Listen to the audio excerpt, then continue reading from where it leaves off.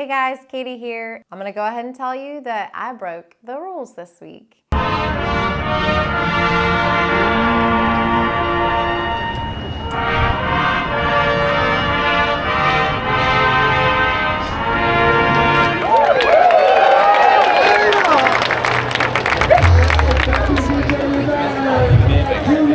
These are my people right here. Let's go. We're here, man.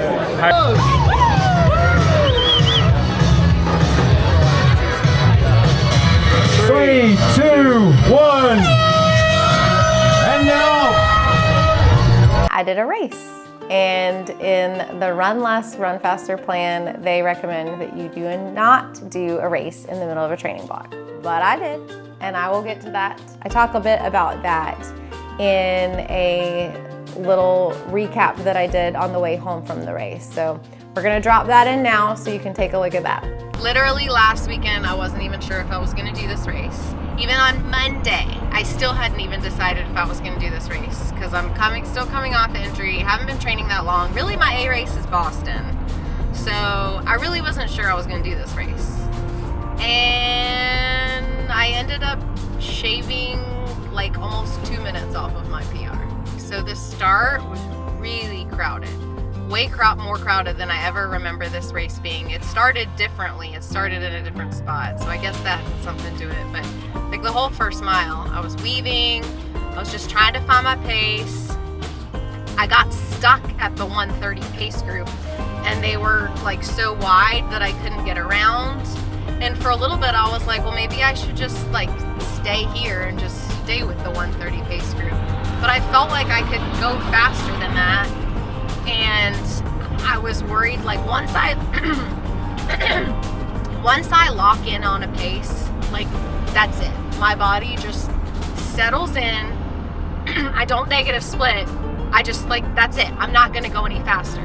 And I didn't want to get locked in at that like 6:50 pace if I could go faster. So I was like, I have to get around this 1:30 pace group. I have to get around them. And it took me a while. It was really hard. I ended up finally going in the grass just so I could get around them. Then I kind of found like a little pack and we ran together for, gosh, maybe the first 4 or 5 miles really. But then at a water stop, I stopped to get water. And so I got behind them and really ended up a lot just kind of like by myself. There were some people that were close by and there were definitely sections where like a person was next to me and we kind of ran together. But there was a lot of times where I was just kind of by myself. There were people in front of me, people below me, behind me. I took a Martin's at 30 minutes in, and then at an hour when I went to take my second one, I had my gloves on because it was a little chilly. And when I went to pull it out, it fell and it dropped on the ground. And I didn't even think about it. I was like, I have to go back and get it. I'm not leaving the gel. So I turned around. That's probably worth like 5 minutes. Yeah, for sure. At least 30 seconds, right? Then I would have been sub 127. Oh my God. Maybe 5-10 seconds. I don't know. I turned around, grabbed it, but it was hard. That was really hard. I felt like after I started running again, like my breathing was just kind of off. A couple people passed me. I don't know, it really affected me more than I thought it would. Like it was just hard to get going again once I turned and got that. So that was around like, I don't know, 9 maybe. And I kept looking at my watch trying to do the math in my head. And when I realized, like at mile 10, I was like, okay, if I do 7 minutes for each of these miles, that's 21 minutes left. And I think I was at like 106. And that's when it kind of hit me like, oh my gosh, I just wanted to do sub 130. And at that point I was like, if I can just hang on here, I might actually get a PR, which was not what I was expecting at all. And I was really happy when I crossed the finish line. I honestly didn't believe it when it said 127. Kind of felt like Bill Rogers when he set the record at Boston and was like, are you sure? check the clocks. Like, I was like, I don't think 127. That's why I wanted to scan the QR code before I said anything, because I felt like that could not be right. But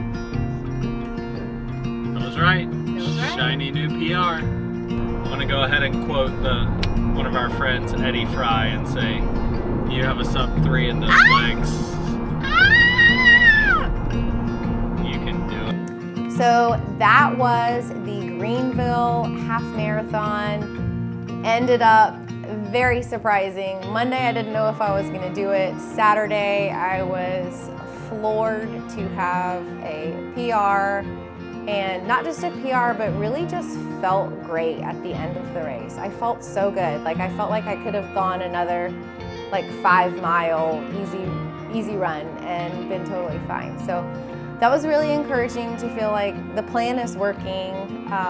This cross training and these 3 key workouts a week are doing something. And so it just really made me excited for the next few weeks that are ahead as I continue to plug away to get ready for Boston. And next week I'll be back with another recap, as well as it will be post Myrtle Beach Marathon. So Caleb will have an update on how the marathon went. So we are excited to tell you guys all about that. If you have enjoyed following along and you want to continue to follow along on our journey, don't forget to hit like and subscribe. See you next time. If you're on the East Coast, look it up.